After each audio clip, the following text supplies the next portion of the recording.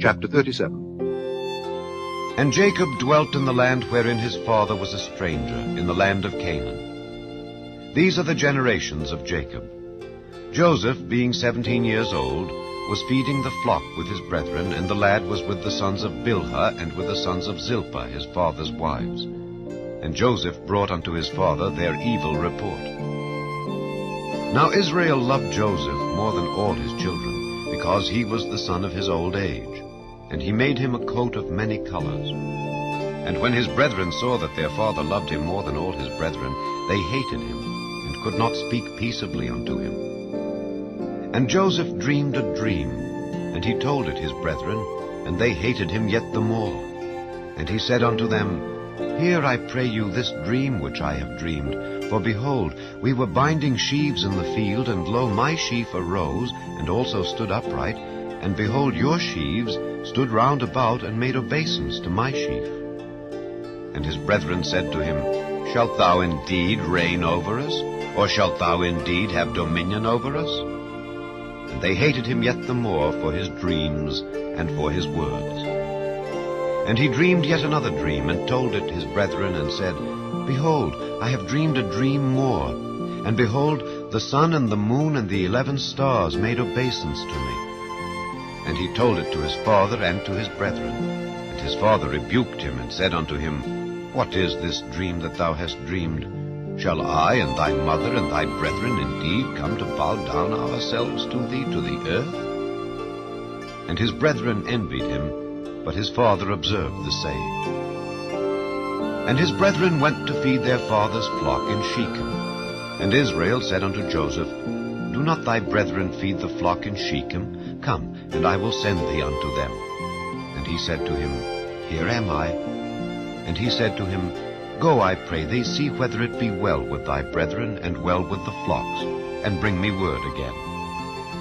So he sent him out of the vale of Hebron, and he came to Shechem. And a certain man found him, and behold, he was wandering in the field. And the man asked him, saying, What seekest thou? And he said, I seek my brethren.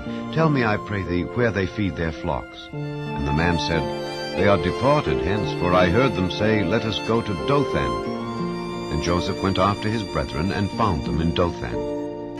And when they saw him afar off, even before he came near unto them, they conspired against him to slay him. And they said one to another, Behold, this dreamer cometh. Come now, therefore, and let us slay him, and cast him into some pit, and we will say, Some evil beast hath devoured him, and we shall see what will become of his dreams. And Reuben heard it, and he delivered him out of their hands, and said, Let us not kill him. And Reuben said unto them, Shed no blood, but cast him into this pit that is in the wilderness, and lay no hand upon him, that he might rid him out of their hands, to deliver him to his father again. And it came to pass, when Joseph was come unto his brethren, that they stripped Joseph out of his coat of many colors that was on him, and they took him and cast him into a pit. And the pit was empty, there was no water in it. And they sat down to eat bread.